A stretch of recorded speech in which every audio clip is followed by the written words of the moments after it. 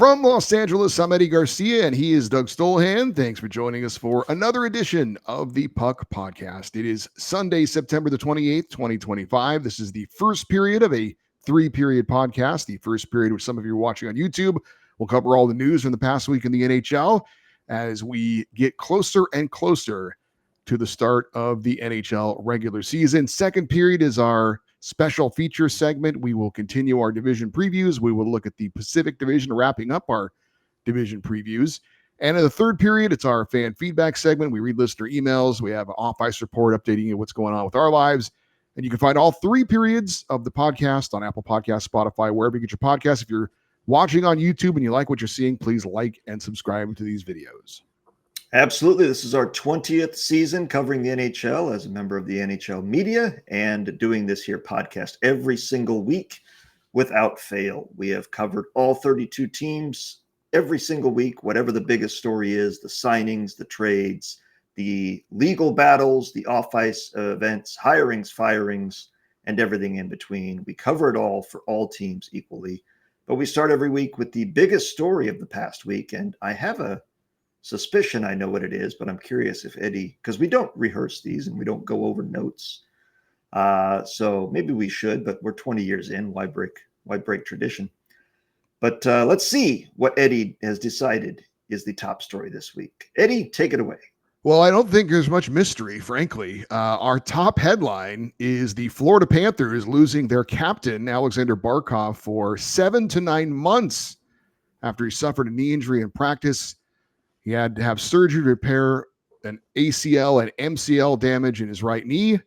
At minimum, the timetable would mean that he will not be playing until the start of the playoffs. Obviously, at maximum, he would miss.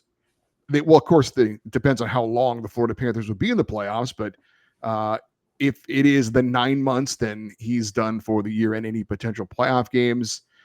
Of course, his Olympic dream is over, unfortunately. He will not be playing for Finland at the Olympics coming up in February, which is kind of an extra layer on anyone who gets seriously injured this year and was also eligible to play in the Olympics. So that's a major bummer for him as well. Barkov, obviously a very important part of the Panthers, not just their captain, not just one of the best two-way forwards in the NHL, but he has the numbers as well. Led the team in assists last year, second in points.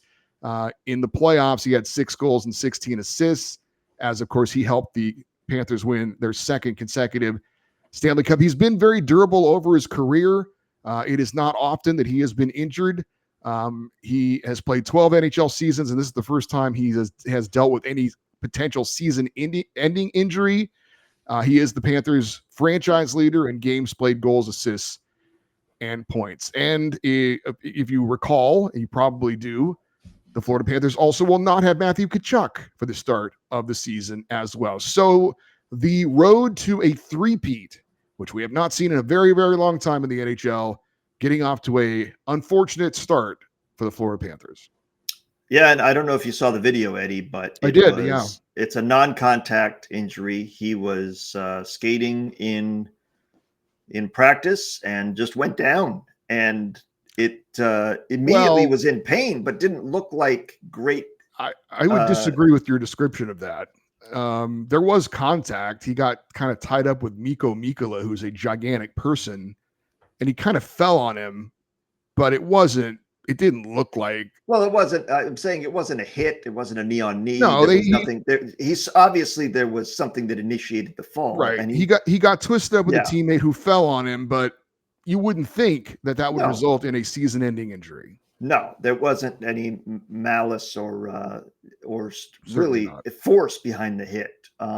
Very unfortunate. Obviously, you hate to see this. And you mentioned his points in the playoffs, and you may say, well, six goals, 16 assists doesn't sound like a lot for a team that went 4 rounds and played over 20 games in the playoffs. But his biggest contribution is as a defensive centerman. He shuts down the other team's top line. He goes head-to-head against the best centers on the other team and neutralizes them for the majority of the game, majority of the series. That's his contribution. He is a multi-Silky Trophy winner as the best defensive forward in the league.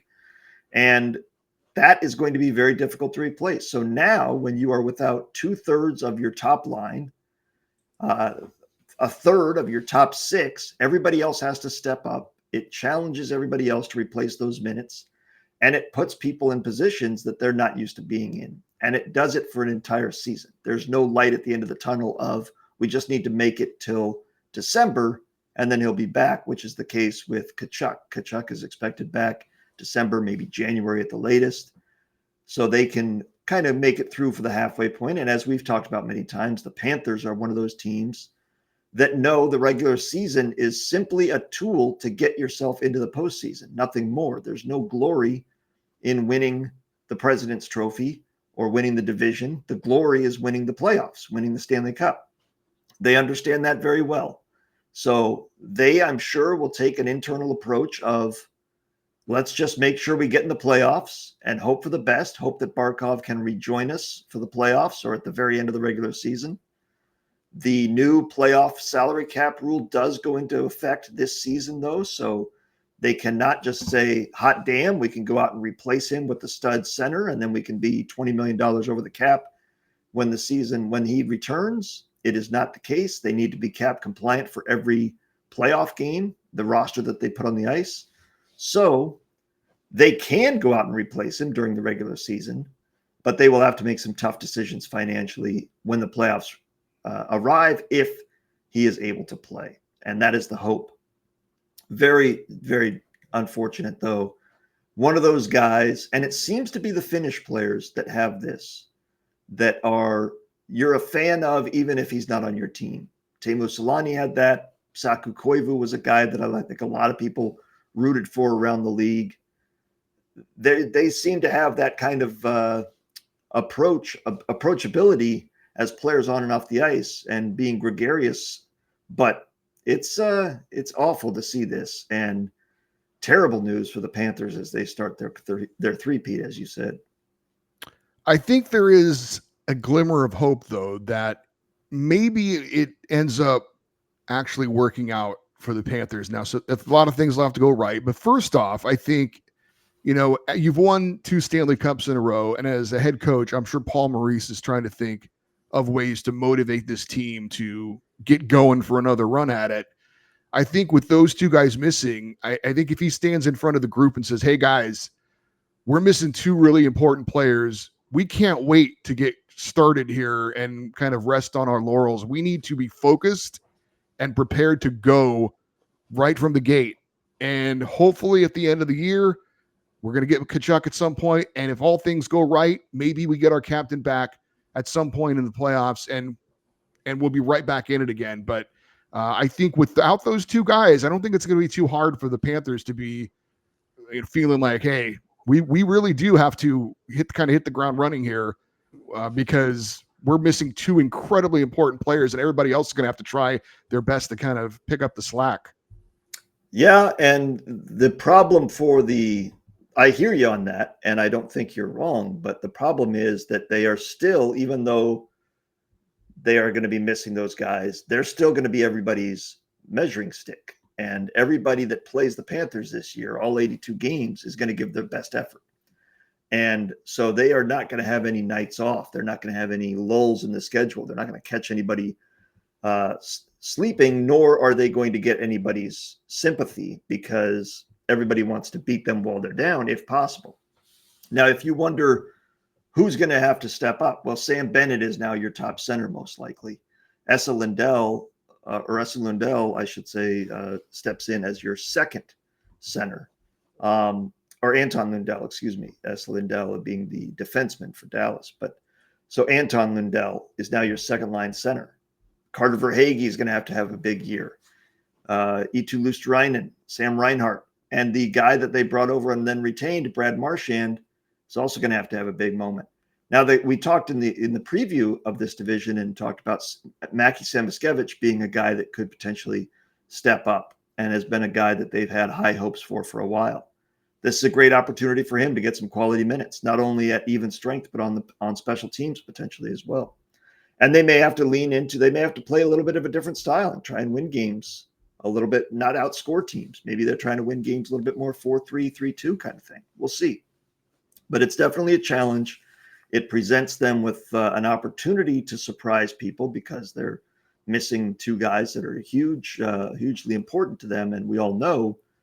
But if they can go out and still play well and still get one of those top 3 spots in the division going into the playoffs in the Atlantic Division, that'll be a huge confidence booster that when they add those guys, they'll be even better. But still very difficult to see that. And it's the thing you fear every time you see your team. Nobody wants to see a key player for their team get injured and be out for the year. It's so deflating. We're just getting the excitement of the season going. Everybody's excited. Everybody thinks they got a chance to be better, maybe make it playoffs, maybe make a playoff run, maybe make a championship run. To lose your captain, your best player to something like this is devastating. We will have some other injury news to tell you about, unfortunately, but our other top story is a big signing near and dear to my co-host's heart, as his Anaheim Ducks and restricted free agent center Mason McTavish agree on a 6-year, $42 million extension. It'll pay him $7 million per season. That matches Troy Terry and Mikael Granlund's for the highest cap hit amongst the Ducks forwards. McTavish was third overall pick in 2021. Entering his 5th season, he had 22 goals and 30 assists in 76 games last season, led the team in goals, and was second in points. The only question I have is what took so long, because this seems like the deal that we all would have agreed was fair back in April, in May, in June, when the Ducks were not playing in the playoffs and had time to do this to get him signed before camp. He has missed already more than half of training camp as he came back to Anaheim today. He was in Ottawa skating with the 67s, his junior team, and kind of keeping the legs going there. He will be in training camp tomorrow, but has missed more than half of training camp with a completely new coaching staff that has installed completely new systems and with completely new teammates.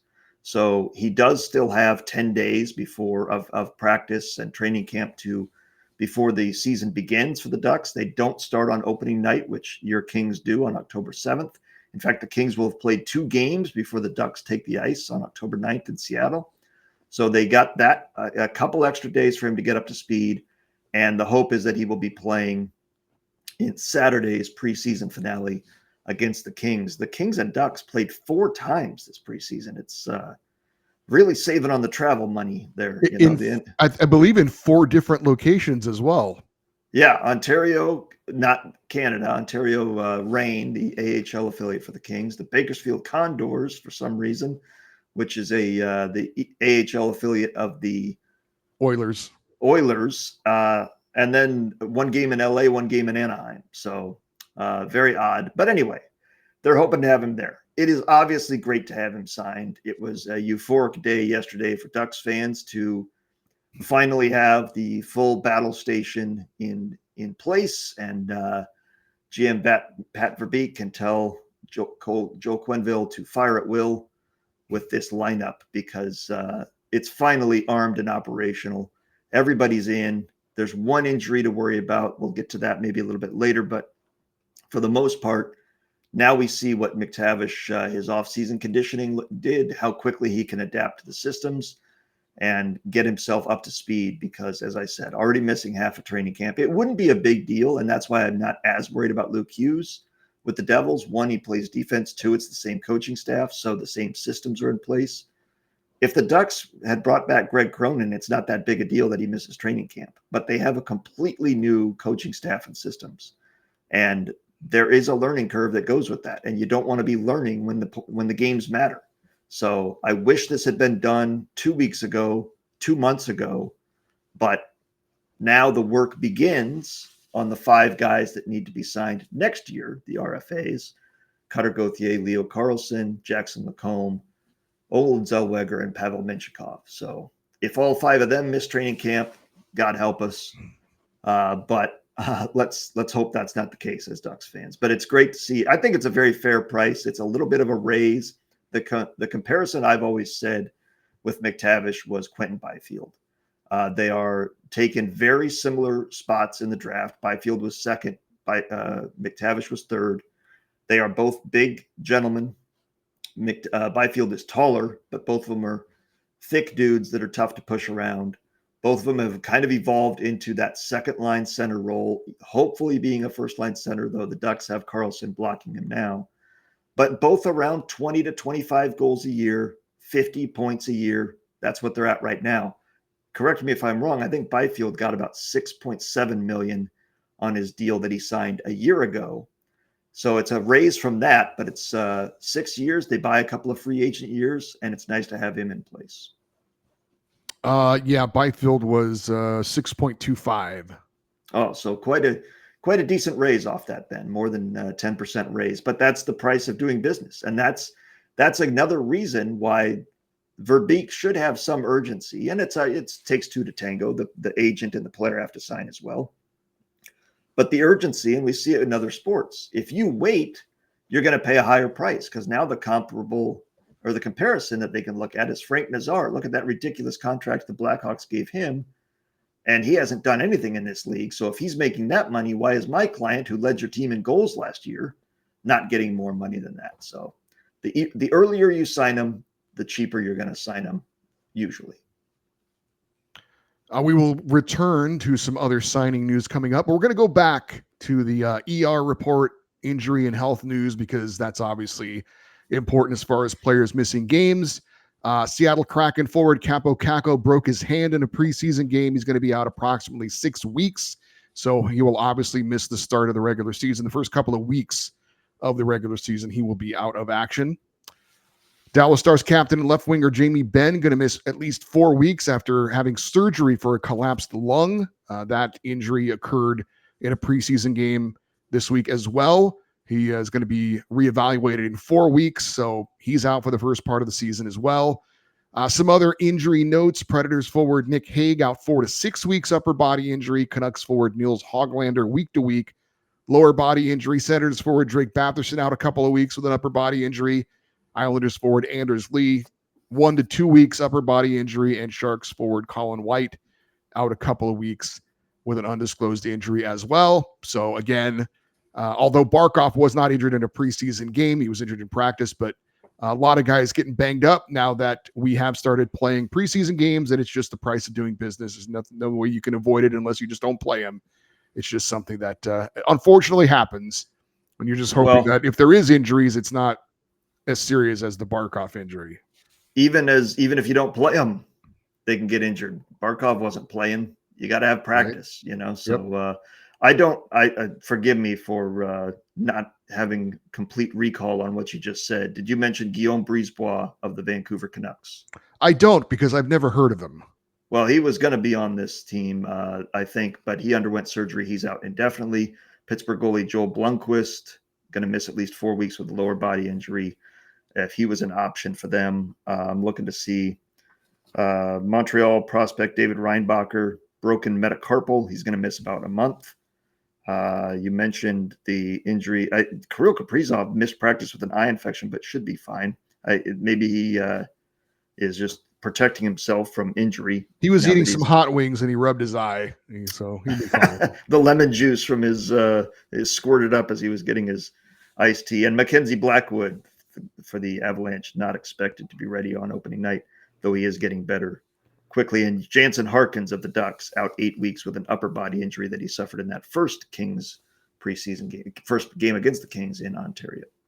Yeah, I'll just throw out there because it's a name, and we mentioned it, I think, not long ago, but Alexander Ovechkin is skating in a non-contact jersey in practice. So yeah, they're hoping he'll get at least one preseason game in before, but he should be there opening night.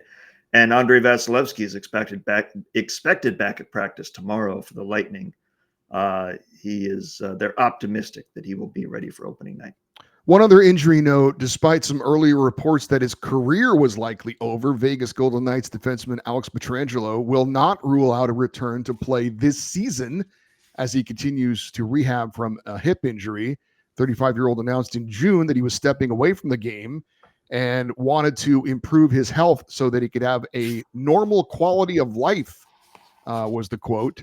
GM Kelly McCrimmon said at the time that the injury would require bilateral femoral reconstruction with no guarantee of success. However, Pietrangelo said this week that he has opted not to have the surgery while continuing to rehab, and that it has given him positive results. So interesting because the cap situation for Vegas, with him out of the lineup, they're okay. But if he were to return at some point, they would, they would have to do some wheeling and dealing to fit him under the salary cap. So it's all, look, there's no return imminent for him. The story here is that, hey, it looked like he was done, and now he's saying maybe not. So we'll see.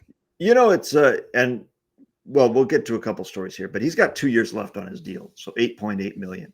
So I don't blame him whatsoever. I don't know if it's a semantics thing where you got to act like I'm doing everything I can to return, so that it's not a retirement cap. You know what I mean? Like I'm still an active player. We're going to get to an injury in the second period that'll make you laugh. Eddie, I don't know about the listeners, but I hope so.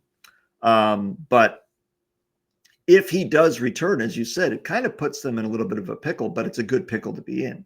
We're getting Alex Pietrangelo back. He's ready to play, and we want him because he's a good player, but how do we make room financially for him to come in? And the point I wanted to make was the difference between playing in Canada and playing in the United States. We've all heard endless reports about Connor McDavid. What is his future? Is he going to stay in Edmonton? Is he going to leave? My God, he's still not signed here. It's September 28th. What are we going to do? It's a horrible situation in Edmonton. And we all know about Kirill Kaprizov, but only because it leaked that he turned down the biggest contract in NHL history.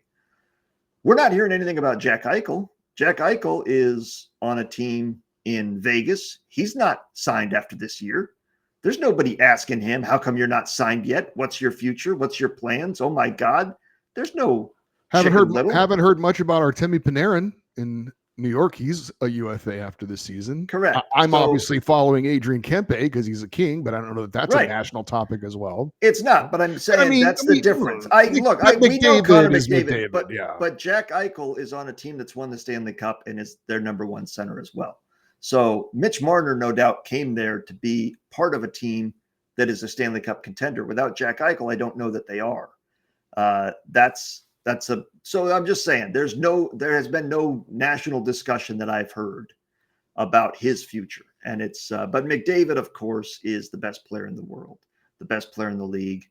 And what a sweepstakes it would be if he decided to take his talents to free agency. I don't think it'll ever get to that. He will either re-sign with Edmonton, which I think he will, or he will tell Edmonton where he'd like to go, like Marner did, and he'll be traded before he ever reaches free agency. But just a glimpse into the difference between two cities, two star players, both as free agents at the end of the year, one nonstop coverage of his future, the other no discussion whatsoever. Yeah, the Golden Knights are $7.6 million over the cap right now. Alex Pietrangelo makes $8.8 million per season. So as soon as they put him on long term, they're cap compliant and off they go. Speaking of money, we get the money update. Return to some signings of note. We had the Toronto Maple Leafs agreeing with goaltender Anthony Stolhand on a 4-year, $15 million extension. Played in a career high 34 games for the Leafs last season, sharing some time in net with Joseph Woll. Stolhand was 21-8-3, league leading .926 save percentage, 2.14 goals against average. So Stolar is under contract for a while for the Leafs. Meanwhile, some other Toronto goalie news. The aforementioned Joseph Woll has left the team to attend to a personal matter, and the Leafs have brought in veteran goalie James Reimer on a tryout. Well, that indicates that they expect him to be gone for a while on this personal matter, doesn't it? I think they're trying to cover their ass if that is the case. Yes, I don't know. Yeah. I don't know what it is, so it's hard to kind of speculate. Right. And yeah, it's none of our business, but certainly you would think they would just call up their AHL goalie and have him be the backup to Stolarz while Woll gets. And maybe he will be. Maybe he will be. This is just depth in the organization. Yeah, no, it's a tryout. It's not signed to a contract. It's a come into camp and let's see what you can do. So, but no, it's Stolarz. Good for him, man. He was the backup for the Ducks a few years ago. He's a journeyman. He's found a home here and is now a well-paid, established starter with some security and a contract that he can put down roots and relax. And not have to worry about getting traded, getting cut, getting sent down to the minors. So good for him. And we'll see how the Toronto Maple Leafs do this year in the first year without the big four, missing one piece, but still an elite offensive team. And one other signing that I'm going to mention, the St. Louis Blues re-signed veteran defenseman Cam Fowler, 3-year extension worth $18.3 million. He's now under contract through the 2028-29 season, $6.1 million per season, acquired by the Blues in a trade with the Ducks, 36 points in 51 games a year ago.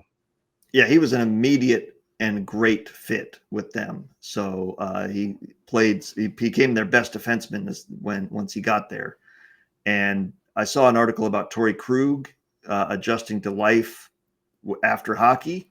That kind of remember a year ago we found out that Krug was not going to be playing anymore, and he is saying that Krug is saying that he's got a couple of young kids, and he says that seeing how happy they are that he doesn't have to go on road trips and doesn't have to go to practice and he can just be there all day and be with them, he said has made adjusting life after hockey much easier.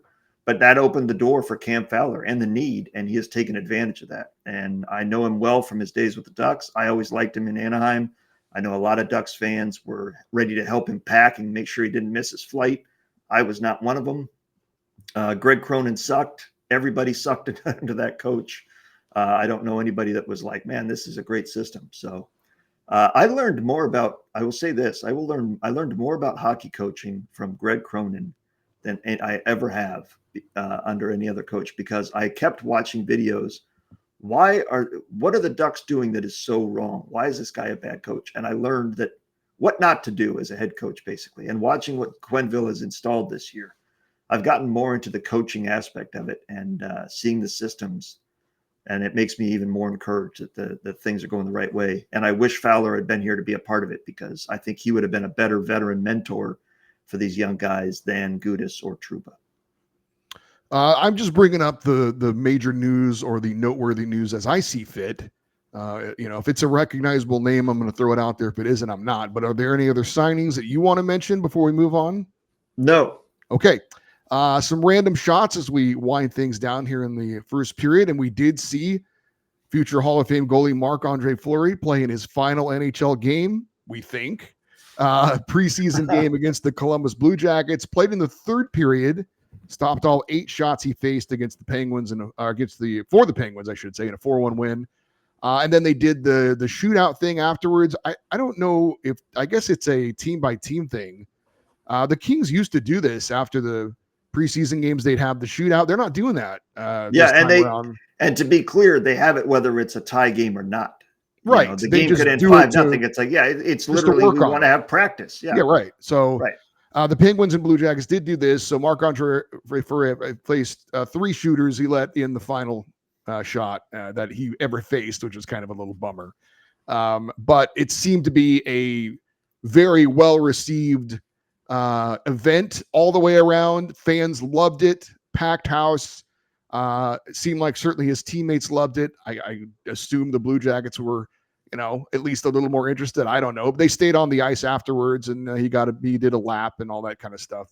Certainly not your typical preseason game. But we think this is it for Marc-Andre Fleury. Yes, and you say we think because he's not officially retired in the sense of he could sign at any moment.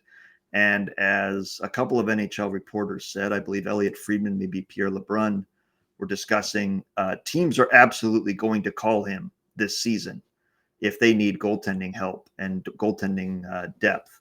So he's going to get phone calls. He's going to get opportunities if he decides, I want to go back and play again. But the reports out of Pittsburgh in his final game this weekend were that he's done. He's mentally done. He's ready for retirement. He's ready for life after hockey. And this was such a great event.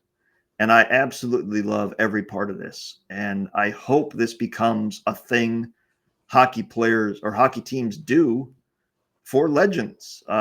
Bring them back. If they've left your team or if they are longtime legends, bring them back for that one more preseason game. And we talked about it when they announced this.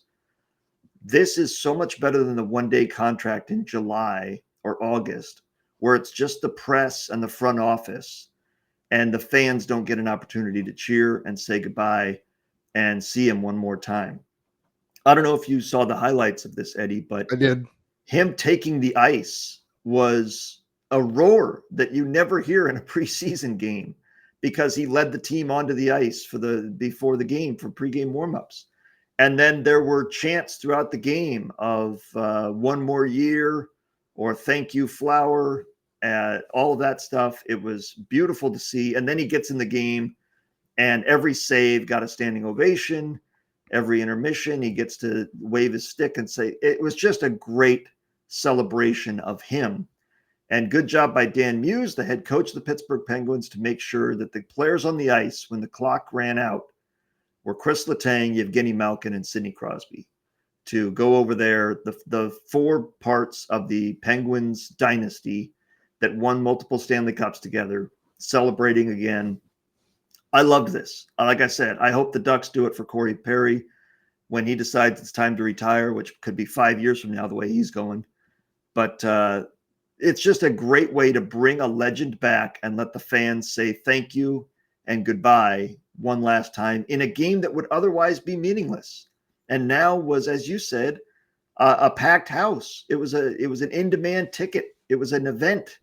People are going to remember going to that game, and that is worth something. And this is entertainment at the end of the day. And that was an entertaining night. I loved it. And I'm not even a Penguins fan. And maybe it's a little different for a skater than a goalie. Maybe, we do see these players, they won't announce their retirement for a couple of years because they still want to keep hope alive that maybe somebody decides to give them an opportunity and it doesn't happen. So maybe they would be a little bit rusty, but you could still figure out a way to do it. As you said, have them lead the team out on the ice. Maybe they play the first shift of the game and don't play much after that. Or maybe they, like Fleury did, wait till the third period and have a couple of shifts. I mean, look, it's a preseason game. You can make it work. It's something that I hope we see some more of. I don't know if we will, but I hope we see some more of it. Absolutely. I mean, let's put it in a position of for a skater, they're just going to play on the power play. They're just going to get out there and try and fire off some one-timers, or get an assist, maybe get a deflection. Just go out there, nothing strenuous. And if they're not back checking, so be it. The other team's just going to clear the puck anyway. So you hope there's not some jackass that takes a run at him and tries to make a name for themselves, but the entire arena would kill the guy if that happened. So I would love to see it, because there's a way to make it happen. And like I said, for players that left, imagine the scene in Calgary if Iginla had been able to go back and play one more game there as a Flame, lead the team back out, and just get that crowd the opportunity to celebrate him for an entire night in a game that otherwise means nothing. Well, from a future Hall of Famer to a Hall of Famer, Boston Bruins announced that they have hired legendary defenseman Zdeno Chara to work as a hockey operations advisor and mentor, was the role that they announced. Part of his responsibilities will be working with the team's defensemen. Chara played 14 years in Boston, was their captain when they won their last Stanley Cup. And another guy very much like Marc-Andre Fleury, even though he could be nasty when he needed to, but a very well-respected guy. I think even with his role, he was still well-liked amongst NHLers. Seems to be just a really wonderful guy and much beloved in Boston. This seemed like a no-brainer. I'm sure he was told when he hung him up, if you want to come back and help out, there's a job for you. So he took some time, went out and ran the marathons and spent some time with the family. And I guess he decides now he still will. Now's the time. Now's the time to get back into hockey a little bit. So back with the Bruins. Yeah. And he's official top shelf reacher for everybody in the office. I got to get the coffee creamer up there. Yeah, no problem. No, and we mentioned Jarome Iginla. There's a few guys around the league that people just love, and Zdeno Chara was one of them. If I was an Islanders fan, if I was a Senators fan, I'd be sick that we let that guy go, and he wasn't our legend, and he wasn't a guy that played his entire career with us or the majority of his career. But for Boston, they got him. They got his best years, and he was an icon there for a long time. And this makes perfect sense. And the one thing I wonder, though, is he's that guy that he is 6'7" or something like that, right? And he's a physical presence. In fact, I was watching some videos from back in 2013, 2014. 6'9". Let's not short him. 6'9", yeah. And that's without skates. Yes. So damn near 7 feet when he's got skates on. And I was watching some videos from back in 2013, 2014, and it reminded me, I saw that clip of when the Penguins and Bruins were playing each other in the playoffs, and Crosby was getting in his face, and Chara looking down at him with this grin, like, you know, I could end you right now. Like, you do, what are you doing? Like, you really think I better back off. Sidney Crosby's telling me to stop. So he had control because he could beat up anybody in the league, and he was a physical presence, but he didn't. And he wasn't a goon. He wasn't a cheap shot artist. But I wonder about his mentoring. His reach was extreme. He could almost go from dot to dot with his stick when he stood in the middle there, because the guy's got it. That's not coachable. So you can't just be like, oh, just cheat over here. No, if I do that, he's going to beat me around the edge. I'm sure he has some decent knowledge he can pass Oh, along. I would listen to anything he had to say. Absolutely. Who am I if I'm a Bruins defenseman to dismiss him? But love seeing him come back and be a part of it. And hopefully he's around the arena to take some pictures with fans and sign some autographs as well. Well, the final note I have from this week is a very bittersweet moment for Edmonton Oilers forward Vasily Podkolzin. On Tuesday, he signed a 3-year, $8.85 million extension with the team, which will begin in the 2026-27 campaign. 24 years old, he had 8 goals, 16 assists, but he led the team in hits with 211 and block shots with 53, played all 82 games for the Oilers. So a valuable one of those glue guys, I guess you could say. Unfortunately, the next day, he found out his father, Alexander, suddenly died. He's left the team, returning to Russia to be with his family. Eventful, sad. Yeah, from the highest high to the lowest low, huh? Yeah, it's. I remember I saw the story that he had left the team and that his father had passed, and I was like, "Didn't he just sign? Didn't I just see his name?" And I went and looked, and like, yeah, I did. He just signed an extension. So I hope he got to tell his dad. Or I hope his dad heard the news, and got to celebrate with him. But that's brutal. I mean, just absolutely brutal. And I can't imagine getting that phone call out of the blue, because he's a young man. So his dad is no doubt a young man, younger, especially, sure. Our age probably. Yeah. And that's terrible. Absolutely terrible. Any other thing I missed? Anything you wanted to point out? Something you saw from the hockey world you thought was worth mentioning before we close out our first period? Well, this being the first full week of preseason games, I will say I usually, on an annual basis, the preseason comes around and I'm so hungry for hockey that I'm like, man, I'll watch anything. And then I watch a couple of preseason games and I'm like, this is garbage. And I'm like, I'll wait for the regular season. This year, I am voracious. I have an insatiable appetite for hockey right now. I watched the WHL game tonight, Everett Silvertips against the Portland Winterhawks. Wow. On Victory Plus. They broadcast all the WHL games for free. So I was watching that. There's a Ducks prospect on the Silvertips that I was watching for, but good game. And I loved seeing the Winterhawks score on the road, an overtime winner, and the guy that scored it immediately just does the Tim Thomas. He ran out of the building like it was on fire. He skated straight to the bench, right? They led the guys down the hall. No on-ice celebration. Let's get out of here. And but I can't wait for the season to begin. But I actually enjoyed this week of the preseason, which I don't think I ever have before. Well, I've been watching some preseason games because of the Locked On LA Kings show, and I can tell you it is some of these broadcasts and what they're doing. I'm appreciative that we're able to see them, but some of them are rough, man. Oh, you ain't kidding. Woo. That one yesterday was brutal. Missed the whole first period because they had in 2025 technical difficulties, and then when it came back, it looked like somebody was on their cell phone, But I think they were. I think they're like, it's look, we got a guy with a cell phone. I mean, that's what I was saying. Like, you're telling me nobody can just live stream the game. I'd be willing to bet your Everett Silvertips game was much more better quality than the Kings Ducks preseason game from Bakersfield the other day. Yes, which is not great. No, it's an AHL arena. It's not like they're playing in some place that isn't used to broadcasting hockey. I did hear a interesting story, an amusing story. I don't know, maybe a heartwarming story. Did you know we have another Jack-Eye brother playing for the Canadiens?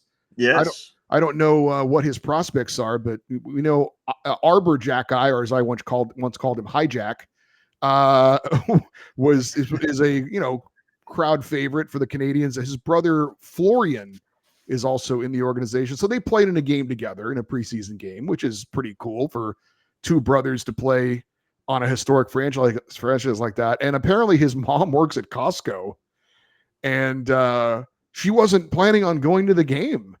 And I guess because she had to work, and her coworkers are like, "Are you crazy? You're going to that game." So they talked her into it. Maybe they even helped her out. I don't know, covered her shift, but she ended up making like a 6-hour drive to go see her boys playing in the preseason game there. So a couple of Jack-Eyes on the ice. When Mama Jack-Eye was able to make the trip there. 3 Jack-Eyes in the building. At least, yeah. No, that's good to see. And I'm sure they got a great picture of them on the ice together. And that'll be one that's framed and hung with pride in the house forever. And if Florian makes the NHL, we've seen a lot of brothers play in the NHL at the same time. And every now and then it's on the same team. But still, what an amazing thing for that family to raise an NHL player is extremely unlikely. Multiple is crazy. So good for them.